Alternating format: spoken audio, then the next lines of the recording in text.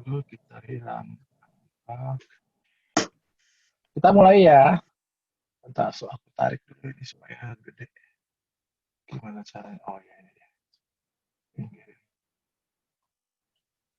Ah, hari ini kita akan ngobrol tentang theory of architecture. Jadi nanti kita akan bercerita tentang what is the theory in architecture, theory about architecture, and theory of architecture. Tapi saya akan menjelaskannya melalui diagram. Nanti kalau kurang paham ngomong aja langsung ya, boleh dipotong. Asal jangan potong kuping saya. Kita mulai ya. Andaikan ini Mona, gitu. Mona lucu ya, seperti ini. Mona, lalu Mona itu ingin membuat arsitektur. Nah, kurang lebih gitu ya. Mona ingin membuat arsitektur. Kalau Mona mau bikin arsitektur, berarti dia akan melihat begitu. Lalu di sini arsitektur. Masih titik-titik gitu ya, karena ingin membuat arsitektur. Kurang lebih lah. Apakah arsitektur itu yang mau dibuat Mona itu diperuntukkan untuk sekarang, atau dia untuk yang akan datang? Tentu tidak bisa hanya untuk sekarang. Pasti Mona berpikir untuk yang masa datang, pasti. Sehingga lalu di masa datang, arsitekturnya Mona ini, tuh, nah, dikontekskan arsitektur Mona itu, dikontekskan dengan yang satunya culture, ya, siapa yang menggunakannya, di mana dia bertempat, lalu dengan nature. Suara saya jelas ya, gambarnya juga terlihat. Lalu Mona melihat, kurang lebih gitu deh.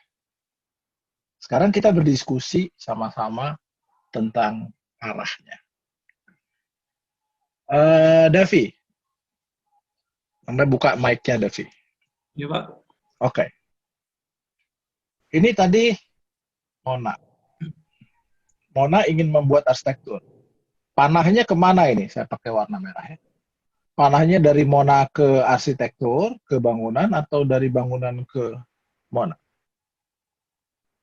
Dari Mona ke bangunan. Oke. Jadi gini ya. Ya. Gitu ya. Iya, Pak. Jadi ini gagasannya Mona. Lalu gagasan Mona itu, karena belum jadi kan, akan nantinya dia akan dikontekskan dengan culture dan nature. Jadi arahnya dari culture ke bangunan, gagasan ini, atau dari bangunan ke culture, atau sebaliknya ke nature, gagasan. Yang mana, Davi? Dari bangunan ke culture. Oke. Jadi bangunan ditaruh dalam culture-nya, gitu ya.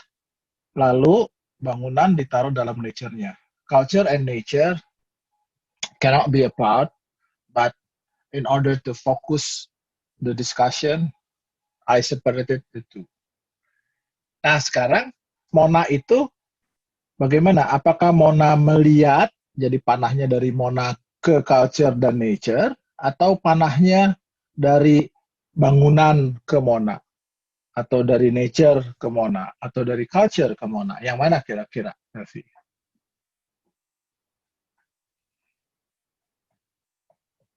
Dari Mona ke nature dan culture, Pak. Dari Mona ke nature dan culture. Ya. Gitu ya? Jadi arahnya, oh, warna merah ya. Jadi arahnya ke sana. Gitu. Gitu. Gitu. Oke. Kita cek. Aubrey setuju nggak dengan Davi? Kalau saya mikirnya jadi dua arah sih Pak. Jadi ada dari nature-nya ke Mona sama Mona ke nature-nya juga. Gitu sih Pak. Dua arah. Jadi kira-kira gini ya. Hmm. Gitu ya. Oke, jadi arah. Rahil mau ikutan? Ayo Rahil mau ikutan. Aku ngelihatnya soalnya komputerku di bawah, tapi aku harus ngeliat ke. Sama Pak, Ya. jadi dua arah saling mempengaruhi kayaknya. Jadi nature mempengaruhi Mona, Mona juga ikut mempengaruhi nature yang kemudian nanti idenya dikonsepkan ke dalam perancangan gitu. Oke. Yang lain mau ini atau mau nanya sendiri, mau atau email? Ini gambarnya soalnya harus kita buat kan. Yang mana kira-kira? Karena kita cuma berenam, bersatu, dua, tiga, empat, lima. Saya berlima, buka aja. Mic-nya buka, nggak apa-apa. Santai saja. Kecuali kalau di sana lagi ada tukang gergaji, ada tukang es lewat, itu jangan dibuka ya. Nanti jadi saya pengen es nanti. Silakan. Ini obrolan. Kita arsitekkan sama-sama. Yang mana? Kalau masih dalam tahap gagasan, Mona Yes. melihat nature, Mona melihat culture. Oke. Kita ngobrolnya gini ya. Mona mau ikut komentar dulu atau sudah? Mona diem aja karena Mona yang ada di situ. Kalau Mona sih, sayanya ngelihat nature dan saya ngelihat culture. Mari kita lihat sama-sama ya. Kita sepakat semua. Saya pakai warna pink. Apa nih? Pink bukan? Ungu. Betul ya? Mona membuat bangunan, ya. Setuju ya? Mona membuat gagasan. Lalu gagasan itu akan nantinya akan ditempatkan ya dalam konteks dia akan digunakan di dalam culture, di dalam nature, sama-sama lah ya, jadi satu ya sebenarnya di tengah-tengah. Dulu apa yang kita lihat? Apakah kita melihatnya bangunannya? Tidak. Bangunan itu sudah masuk ke sana. Ini bangunannya sudah masuk ke dalam nature, bangunannya sudah masuk ke dalam culture. Gitu ya? Benar ya? Nggak bisa dilepaskan kan? Bangunan sudah masuk ke sana. Lalu, bangunannya ketika di dalam culture, ketika bangunannya di dalam nature, dia berekspresi. Apakah dia bergagal atau dia tidak gagal kepada mana. Jadi kita melihat sebuah perputaran, ya. Kita melihat sebuah perputaran dari sini, muter lagi ke sana, bolak-balik kan. Jadi lengkaplah sebuah prosesnya. Jadi prosesnya tidak bolak-balik, tapi prosesnya berputar. Ya, jadi prosesnya berputar. Gitu, kurang lebih. Sederhana sekali kan? Kita hanya ngobrol, hari ini kita hanya akan ngobrol hal-hal seperti ini, tapi nanti bisa panjang. Mari sekarang, ini Mona ya. Lalu kemudian, ini Rahil di sini. Oke, Rahil di sini. Ini Mona, ini Rahil. Suara saya masih jelas kan? Jelas. Okay. Masih. Nah, Rahil melihat sebuah bangunan. Ini bangunan ya, Rahil melihat sebuah bangunan. Bangunannya ada kan? Rahil melihat sebuah bangunan. Kalau Rahil melihat sebuah bangunan, artinya dia tidak membuat bangunan, tapi dia ya bangunan, ya sorry, saya hapus dulu nih agak terlalu miring-miring. Bangunan itu memberi ekspresi atau memperlihatkan dirinya pada Rahil. Sampai sini setuju? Bangunannya udah ada ya, tidak titik-titik. Lalu, apa sebenarnya yang dilihat oleh Rahil? Jadi di sini ada bangunan. Ini bangunannya kondisi saat ini. Tapi ini bangunan kondisi sebelumnya, let's say 3 tahun kemudian atau 3 tahun sebelumnya atau 2 tahun sebelumnya atau kalau baru bulanan ya bulanan. Tapi enggak lah, kita bilangnya tahunan. Sama di sana ada culture dan ada nature. Culture, ada nature. Gitu ya. Yang mana yang dilihat ya? Sama kan? 3. Kemana arahnya panahnya? Ini kan ada panah, ini ada panah, ini ada panah, ini ada panah, ini juga ada panah. Mari kita sama-sama. Ayo B, OB, Ya Pak. silahkan. Kita Eh, bikin panahnya sama-sama. Kayaknya ini panahnya jadi ngarah ke nature sama ke culture-nya Pak. Dia ngelihat bangunannya gimana, si bangunannya Oke, sinkron nature betul. sama. Oke, Jadi dari lihat ya. Kita sama-sama lihat ya. Ini sepakat dulu ya. Nih OB sepakat dulu. Bahwa kalau tadi membuat, ini dia melihat. Ya, dia menganalisis.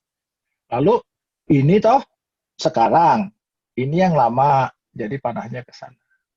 Dari yang lama sampai saat ini, dia itu banyak dipengaruhi oleh culture, dipengaruhi oleh culture, dan dia dipengaruhi oleh nature gitu ya. Jadi si culture-nya sama nature-nya yang jalan ke sana gitu. Berbalik ya. Jalan ke sana, culture-nya sama nature-nya. Lalu apa yang dia lihat? Sorry, internet connection is unstable. Suara saya terdengar? Halo? Dengar, bagus kok. dengan Ups. Jelas, Oke. jelas. Oke, jadi akhirnya apa yang terjadi? Sebenarnya yang dilihat oleh Rahel itu, yang ini yang dilihat oleh Rahel. Nah, Rahel melihat ini. Kondisi sekarang itu tidak yang sekarang yang dilihat. Ketika saya melihat email sekarang, saya melihatnya email sekarang. Tapi email itu perkembangan dari dia dari masih kecil sampai sekarang. Yang saya lihat itu yang kondisi sekarangnya. Tapi sebenarnya sebuah proses itulah yang paling penting saya baca. Bukan yang sekarangnya. Yang sekarang itu just the product. Tapi the process itu yang paling penting. Makanya ketika kita melihat seseorang, aduh dia sukses amat, jangan lihat kondisi sekarang ya, tapi you have to learn what is the process. Ya, orang itu, she or he, got through the process. Itu yang paling penting. Nah, lalu apa yang terjadi? Kita lihat ketika Rahel membaca itu, lalu Rahel duduk menjadi Mona di sana. Lalu Rahel bilang, saya belajar dari preseden, dari bangunan yang saya lihat, lalu saya membuat sebuah bangunan. Jadi ini ke sana, lalu ini berputar juga ke sana. Kita kan jadi arsitek, nggak cuma jadi arsitek. Kita sekaligus jadi pengamat. Kita sekaligus jadi observer. Oke ya, sampai sini paham ya? Sampai sini ini masih mudah. Baik. Nah, ini sebuah proses. Saya cek, itu sebuah proses. Tapi mari kita gambarkan proses itu dalam bentuk yang lain. Let's say di sini email.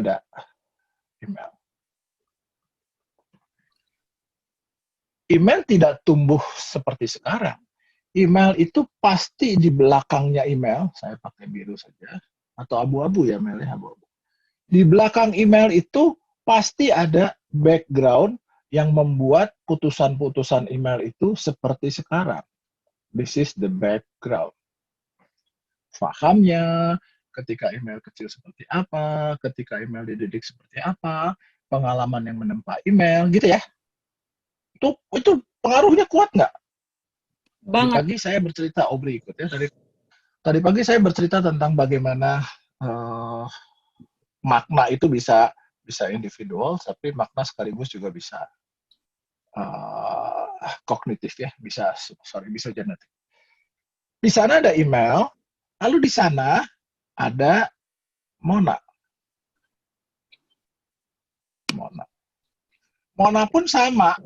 Di belakang Mona itu pasti ada background yang betul-betul berpengaruh terhadap Mona. Pasti itu berpengaruh. Oke ya? Nah, kemudian di tengah-tengah ini ada bangunan.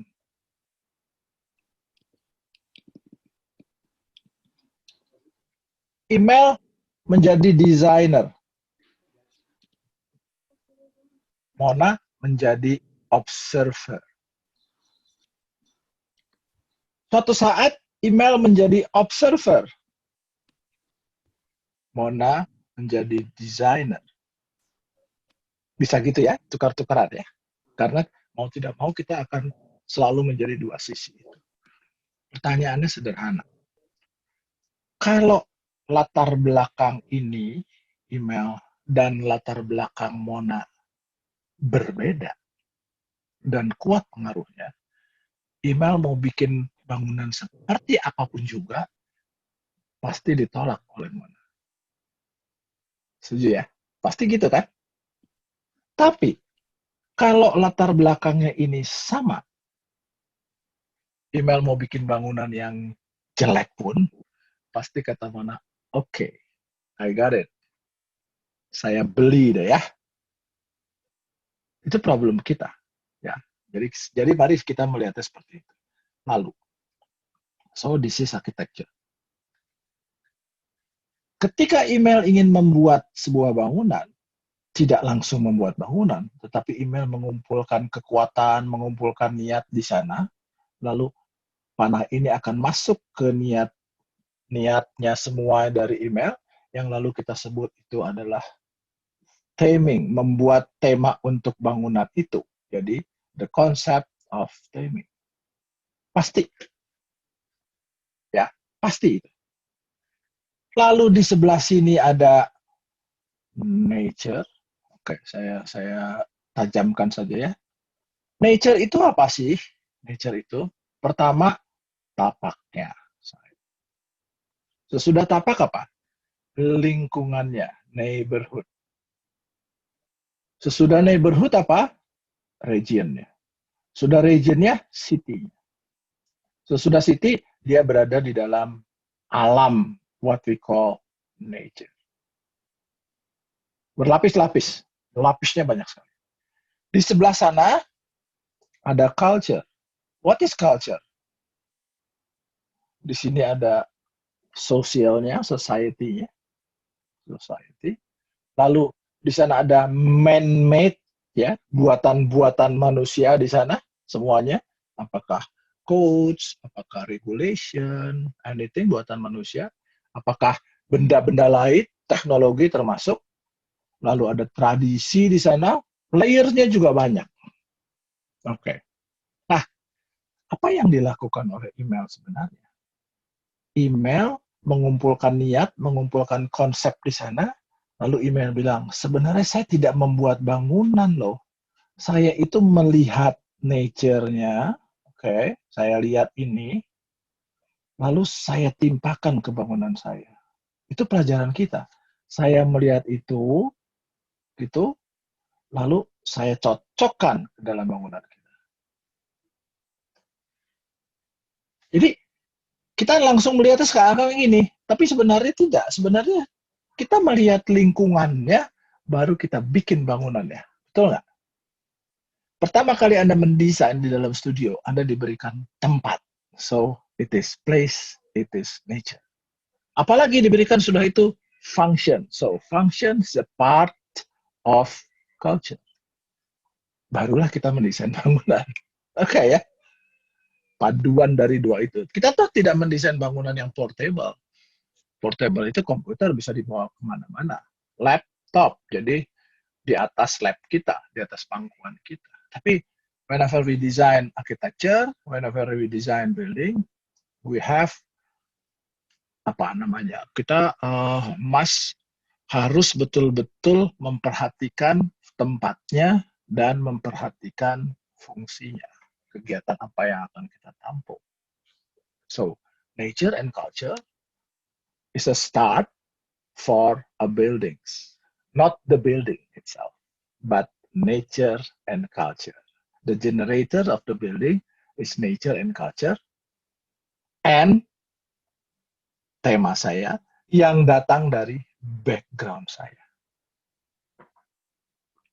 Apa yang terjadi dengan Mona? Mona juga sama. Dia mengumpulkan dulu niatnya di sana. Niatnya itu dia kumpulkan atas nama interpretation. Karena dia ingin melihat, menginterpretasi. Yang dilakukan pun tidak langsung menginterpretasi bangunan. Tetapi Mona menginterpretasi dulu culture and nature-nya lalu ke sana. Ya, gitu ya. Sorry, terbalik panahnya ke sana. Jadi bangunan masuk ke culture lalu diinterpretasi oleh Mona. Sehingga bukan ke sana panahnya tapi ke sana. Mantap ya. Sampai sini ada yang mau nanya dulu? Jadi, yang singkat tadi, kalau belakangnya ini sama, belahan otaknya sama, nggak usah pusing dah. Pasti akan sama. Yang problem kalau belahan otaknya berbeda, dan kita selalu berbeda belahan otaknya. Academically, secara akademik, kita bilang, nggak boleh belahan otak itu ikut. Nggak boleh. No. Apa itu? Artinya, kita harus sepakat pada hal-hal yang sama, supaya menilainya berdasarkan hal yang sama. Oke, kita sepakati ini. Ya, kita sepakati itu. Jadi, based on sesuatu yang academically, yang betul-betul bukan subjektif, tapi objektif. Sehingga lalu, ini walaupun ada, dia tidak berperan banyak, tetapi dia hanya berperan untuk memberikan, bukan value, tapi memberikan color. Oke. Sampai sini ada yang mau nanya, silahkan. Adakah yang mau bertanya?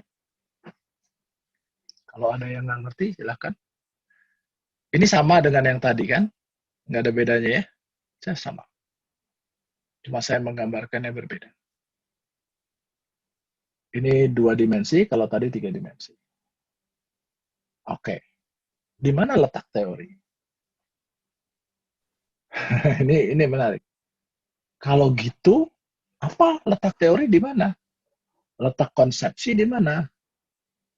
Teori berbeda dengan konsepsi. Konsepsi belum layak untuk menjadi sebuah teori. Di mana dia? Mari kita pakai warna biru. Ketika kita bilang ini, ketika bilang bangunan, ini kok biru kok gitu sih? Ini biru. Nah, ketika kita bilang bangunan itu, berarti dia di dalam arsitektur. So, segala sesuatu yang berhubungan dengan dia, kita sebut teori in architecture. Apa saja itu? Bangunan. Oke. Satu bangunan. Konstruksi. Material. Pokoknya segala sesuatu yang garing gitu. Material, konstruksi, ya, segala sesuatu. Jadi, kita pisahkan. Bangunan is bangunan, building. Building itu outside, apart from culture and nature. So, just the buildings. Apa?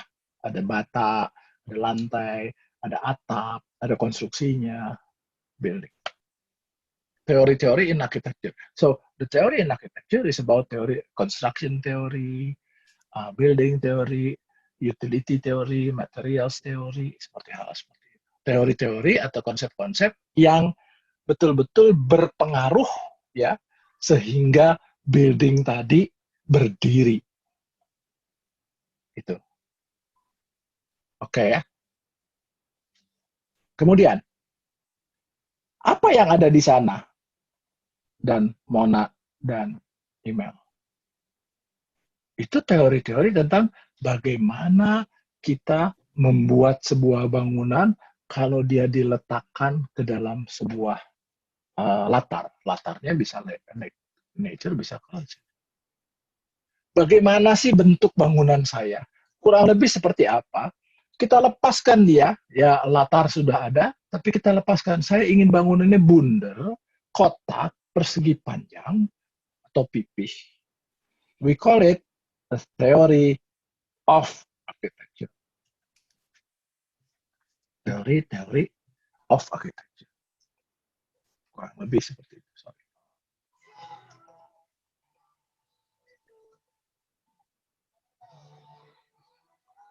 Beda ya. Jadi kita sekarang sudah bisa melihat ada teori in architecture, ada teori of architecture. Nah, sekarang bagaimana cara email tadi mengontekskannya? Ini email mengontekskan, dan bagaimana cara Mona mengontekskannya? Itu semua kita lihat sebagai sebuah teori, the theory about architecture. Apa itu about? About itu bagaimana cara kita mengontekskannya, cara pemikiran kita terhadap culture dan nature, atau bagaimana kita mengontekskan bangunan yang ada ketika Mona menjadi pengamat, observer, terhadap nature dan culture. Sampai sini makin rumit. Ini hanya 2 diagram kok. Kuliah kita sekarang hanya 2 diagram. Boleh tanya, Pak? Boleh, bebas. Silakan. Tadi kalau teori in architecture sudah ada contohnya, misalnya material construction structure. Yes. Kalau teori about architecture, karena agak tentang konteks agak abstrak ya. Contohnya apa misalnya, Pak Rosa? Contohnya, bagaimana bangunan itu tahan terhadap konteksnya. Oke. Let's say konteksnya alam, di bangunan tersebut berada di Eskimo. Konteksnya itu. Jadi bagaimana si dinding bangunan tadi, kalau tadi kan teori in architecture, dinding bangunan itu terdiri atas bata dan lain sebagainya. Tapi kalau mengontekskan sekarang, kalau bata tadi saya taruh di Eskimo, bisa apa enggak? Nggak bisa. Jadi apa? Pertama, bahan yang ada di sana, di konteks tadi yang bahan ada es. Kalau gitu kita bikin rumahnya, batanya dari es. Itu teori-teori itu. Bagaimana teori hubungan antara culture dan arsitektur. Hubungan antara nature dan arsitektur. Bukan terhadap bendanya sendiri. Gitu, Mel. Gimana hubungan dengan culture? Warnanya merah saja deh. Kenapa? Karena ini saya ingin membuat bangunan kelenteng. Jadi warnanya merah saja. Nature, culture-nya adalah kelenteng. Kalau saya ingin membuat bangunan ini masjid, kalau gitu warnanya hijau saja. Tidak ada hubungannya dengan teori in architecture. Teori in architecture hanya membuatnya saja, bangunannya saja. Tapi ketika kita memilih sesuai dengan konteks, itulah menjadi teori about architecture. Sedangkan the theory of architecture, itu bagaimana kita membuatnya. Seperti apa sih kita membuatnya. Demikian juga ketika menginterpretasikan.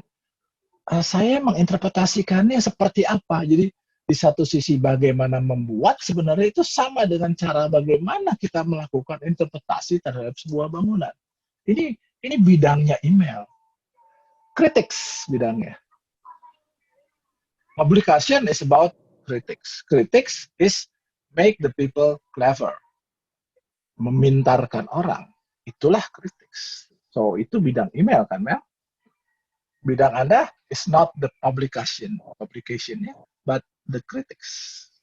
Publication-nya yang ini. This is how you set your target. Itu yang paling penting. Itu sebuah ilmu sendiri. Silakan, siapa yang mau nanya lagi? Atau email masih mau nanya, silakan. Belum. Bebas. Belum, Yes. masih silakan. Masih mencerna, coba mencerna. Oke.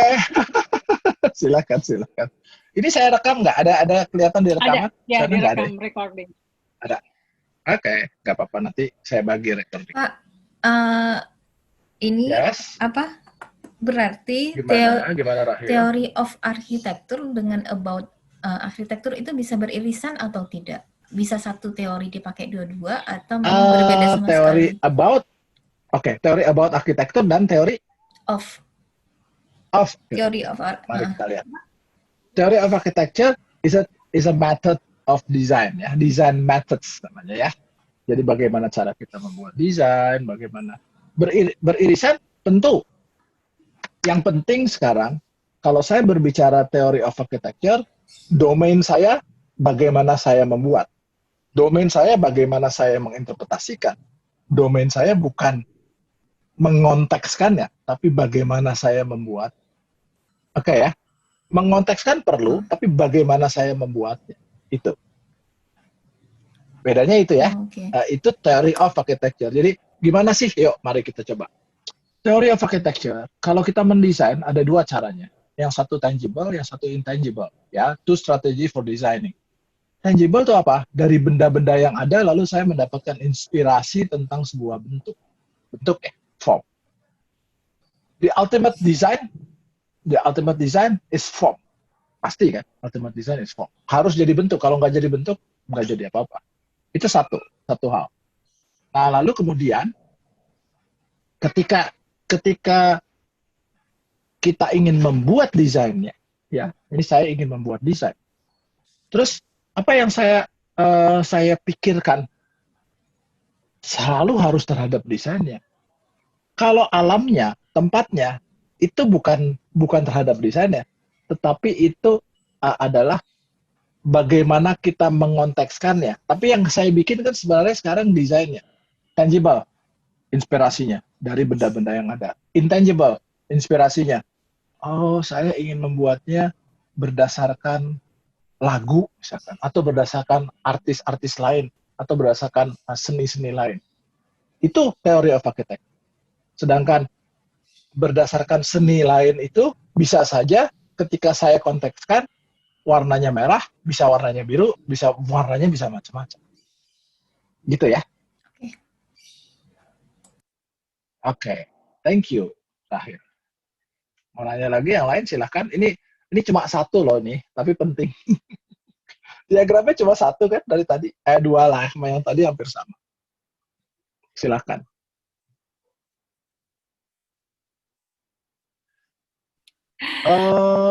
Maaf, baru 40 menit.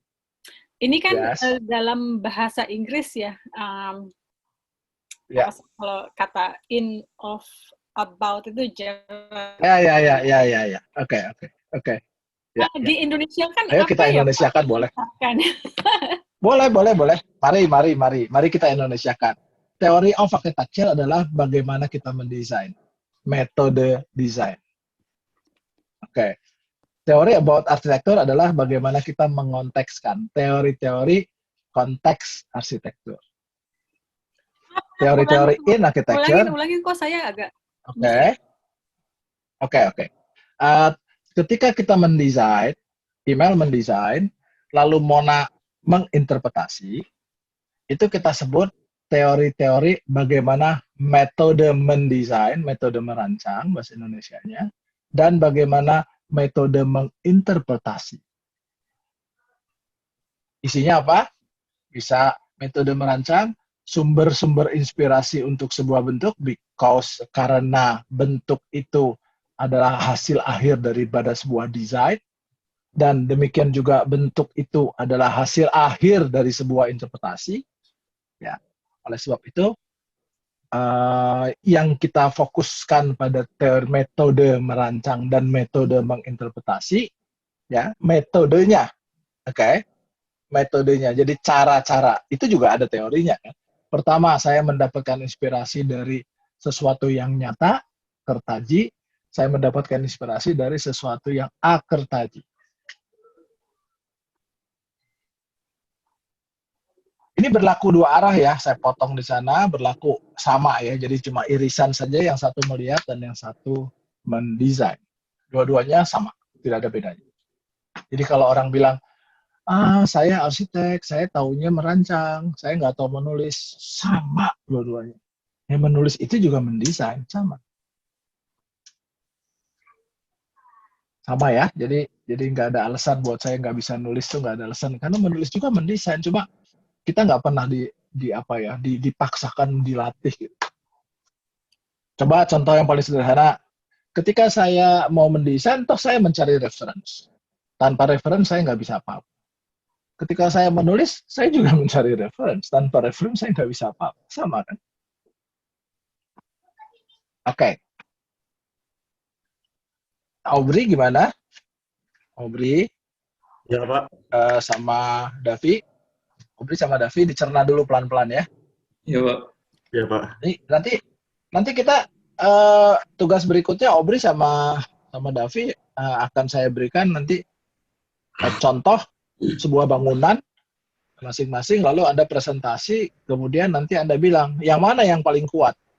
Apakah teori in architecture-nya, apakah teori of architecture-nya, apakah metode merancangnya, ataukah teori tentang konteksnya, atau teori-teori tentang bangunan, ya bukan arsitektur. Kalau di situ teori in architecture itu teori-teori tentang bangunan. Gitu. Gimana, sudah? Mona, Rahil, email? Kalau sudah, saya mau kaitkan Anda dengan what is facts, what is issues, what is fenomena. Sekalian dong kita ngobrol kayak gituan ya. Dari semua teori harusnya bisa kita ungkapin. Oke. Nggak apa-apa ya, Davi sama ini. What is facts? Aduh, sorry saya bahasa Inggris. Apa itu fakta? Apa itu fakta? Yang mana fakta itu? Apakah email itu fakta? Apakah Mona itu fakta? Apakah timing itu fakta? Apakah bangunan itu fakta? Sorry. Apakah tema itu fakta? Apakah alam itu fakta? Apakah budaya itu fakta? Yang mana fakta? Yuk, silakan. Yang mana fakta? Ayo Mel. Loh, Kemarin Mona yang bertanya fakta itu apa ya Mon ya? Ayo Mon. Silakan Mon. Boleh. Yuk. Apa itu fakta? Yang mana fakta itu? Satu benar Ya. Adanya benar apa benar adanya? Apa aja kan boleh. Nah, yang penting kita ngerti. Fakta itu sesuatu yang ada gitu Pak. Kalau sepengetahuan saya. Sesuatu yang ada. Yes, good, setuju. Sesuatu yang ada. Oh, sorry, ini lagu saya kencang. Ya. Fakta itu sesuatu yang ada. Saya matiin dulu aja. Ini bikin susah orang aja. Oke. Ya, sesuatu yang ada. Setuju. Fakta itu sesuatu yang ada. Yes. Apa? Kalau gitu yang mana fakta? Dari semua ini. Dari diagram ini. Site itu fakta. Ya, that's right. Site. Oke. Ini semua kan fakta ya. Mulai dari site, neighborhood, kota, wah, sampai nature, climate kan fakta kan? Fakta bukan? Fakta. Fakta, itu semua fakta. Jadi kalau ini fakta, budaya juga fakta kan udah ada. Di dalam budaya ada apa? 1, artifact. 2, mentifact. 3, sociofact. Itu fakta semua. Pelan-pelan ya. Artifact itu fakta-fakta, facts kan. Facts namanya artifacts. Arti itu artus, nyata, benda-benda buatan manusia. Fakta, artifacts, benda-benda nyata. Kedua, mentifacts. Ideologi, agama, fakta juga. Lalu sociofact, kehidupan sosial kita juga fakta. Makanya disebutnya artifacts, mentifacts, sociofacts. Jadi fakta itu keduanya. Site and culture. Ya, nature and culture. Itu fakta. Kalau gitu, apa yang namanya issue atau fenomena dulu? Apa yang namanya fenomena? Kan fakta sudah. Jadi ketika Anda mau mendesain, ketika Anda mau meneliti, Anda bilang, ada fakta nih, ada nature, ada culture. Oke, that's good. Ketika saya mau mendesain, sama loh ya. Ketika Anda membuat disertasi dan mendesain. Ketika saya mendesain, di mana tempatnya? Di sono. Artinya, nature-nya di sono. Terus, siapa yang ada di sono? Artinya, culture-nya siapa? Sama kan? Itu fakta kan? Jadi ketika mendesain, saya mau lihat fakta dulu.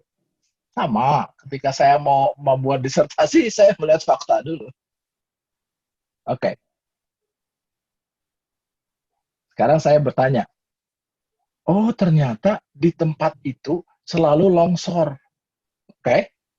Tempat itu selalu longsor. Itu fakta bukan? Dari dulu, tempat itu setiap tahun, atau gini deh, tempat tinggal di Jakarta setiap tahun pasti banjir. Itu fakta bukan? Fakta. Email siapa yang tinggal di Jakarta? Email, Mona, dan Raffi. Davi tinggal di mana? Davi? Di Halo Davi? Batam. Di mana? Batam. Aduh, di Batam. Oke. Anda jauh, nggak apa-apa deh. Ini kita nanya sama orang Jakarta aja nih. Halo orang Jakarta bertiga. Kalau Jakarta selalu banjir tiap tahun, dalam setahun itu 2 kali banjir besarnya sekali biasanya. Apakah itu fakta? Fakta. Halo? Ya? Iya, itu fakta. Fakta itu nature-nya. Fakta itu nature-nya. Fakta itu culture-nya. Banjir itu kejadiannya atas fakta. Betul kan? Iya. Oke. Banjir itu kejadian atas fakta. Jadi kalau sebuah banjir dikaitkan dengan kejadian, dia menjadi fenomena. Oke? Iya, jadi banjir itu fenomena atas alam gitu ya. Jadi dia bukan fakta, tapi dia sebuah fenomena. Faktanya adanya alam. Kejadiannya berarti ya. Lalu, ya salah satu fenomena ialah dikaitkan saja nature dan culture dengan kejadian. Itu menjadi fenomena.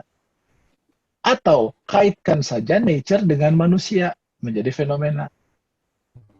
Di daerah situ sekarang rusak. Kenapa? Karena orang selalu melakukan penggalian terus-menerus. Itu fenomena penggalian terhadap fakta alam. Oke ya? Jadi jelas ya fenomena ya? Mari kita masuk sekarang. Publikasi. Mel, aku pakai contoh kamu ya, Mel. Gak apa-apa, Mau Mel? dibantai. Kita izin dulu. Mau. Publikasi di Indonesia, kita nggak usah ngomong di luar negeri. Sama juga di luar negeri. Kenapa? Publikasi itu faktanya sudah jadinya buatan manusia, artifak. Tapi faktanya ketika kaitkan dengan kejadian publikasi kadang-kadang tidak pernah benar. Itu kejadian. Itu fenomenanya. Jadi bukan publikasinya fenomena, tapi bagaimana membuat publikasi itu menjadi fenomena. Kenapa? Kadang-kadang nggak pakai data, kadang-kadang asal, kadang-kadang opini. Nah, udah menjadi kejadian kan, menjadi fenomena. Bukan publikasinya, tapi fenomena membuatnya. Atau sekarang itu kita perlu kritik arsitektur yang benar. Di mana interpretasi? Sama dengan mendesain kan? Di mana itu? Di sini. Kita berada di sana. Ya. Oke. Sudah sampai sana. Jadi, sekarang fenomena itu, mari kita kaitkan dengan teori tadi ya.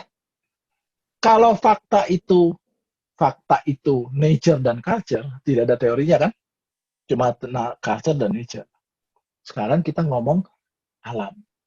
Sekarang kita ngomong manusia. Jangan itu. Sekarang kita ngomong arsitektur atau kita ngomong bangunan. Supaya makin tajam. Kalau tidak, nanti kita ngobrol tentang psikologi, kita ngomong tentang ilmu alam gitu ya. Kita ngomong arsitektur sekarang. Bangunan, ini loh, saya ngomong ini ya. Building, bangunan. Bangunan berdiri di atas tanah. Fakta. Tanahnya fakta. Betul ya? Tanahnya fakta. Bangunan ditempatkan pada sebuah budaya. Budayanya fakta. Betul. Oke. Ya. Bagaimana bangunan dikontekskan ke dalam alam, ya bagaimana bangunan dikontekskan ke dalam alam, kejadian-kejadian ketika bangunan itu dikontekskan runtuh dan lain sebagainya itu menjadi fenomena. Jadi teori-teori bangunan, teori in architecture, ketika dikontekskan ke dalam culture dan nature, kita sebut menjadi fenomena. Sederhana kan? Oke. Kalau gitu, apa dong yang namanya isu? Hahaha, asik kan?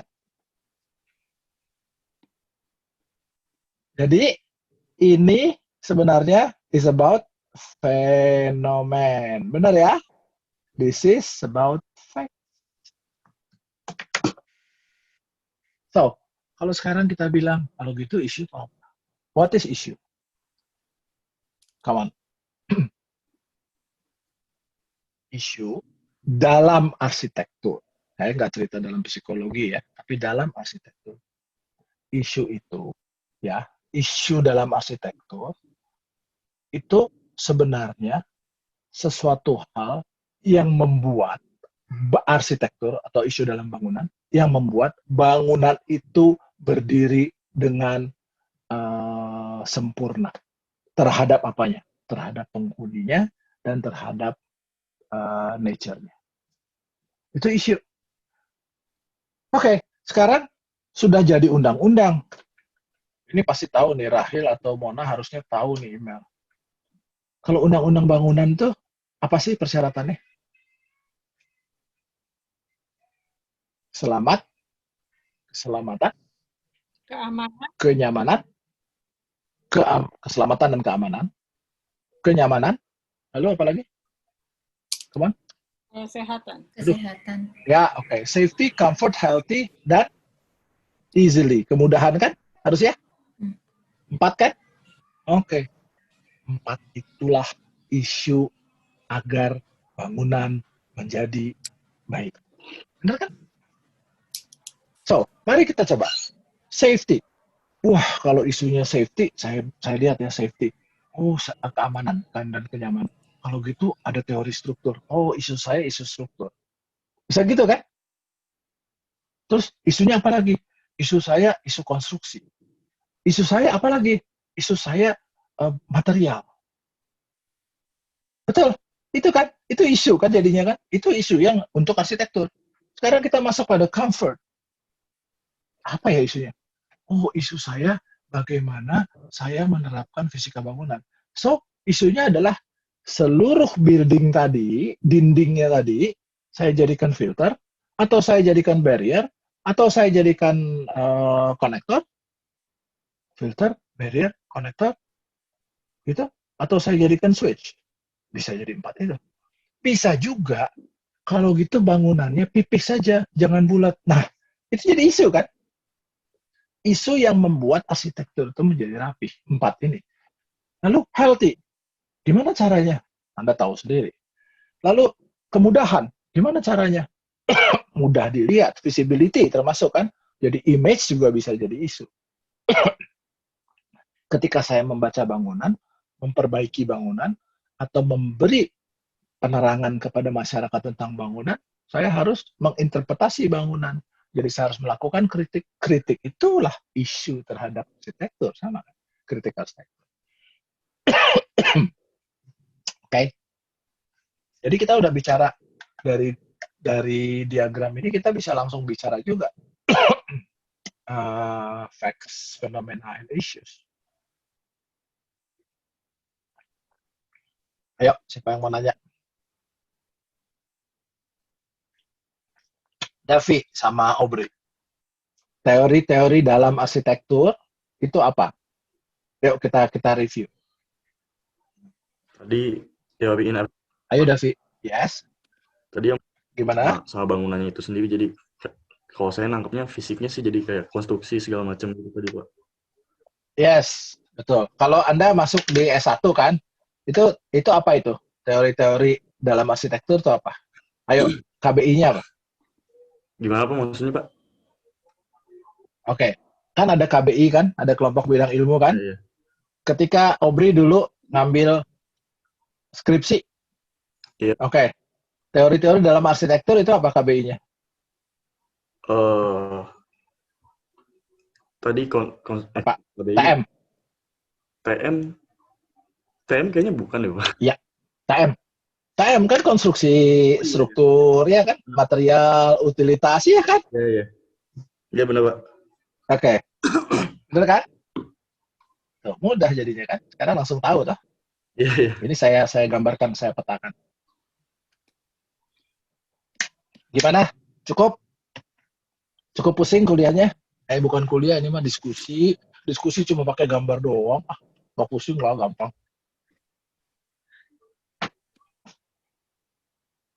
Gimana? Rahil?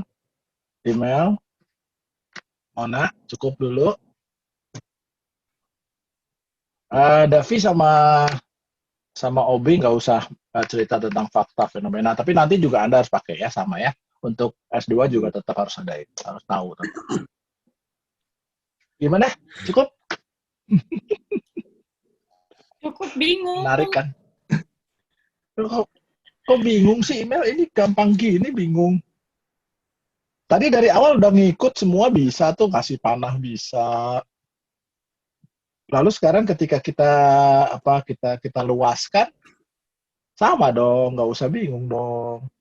Ayo, kalau nggak ngerti di mana kalau nggak ngertinya? Belum biasa aja kali, kan bingung. Ketika masuk fakta, isu, sama fenomena sih, masih bingung.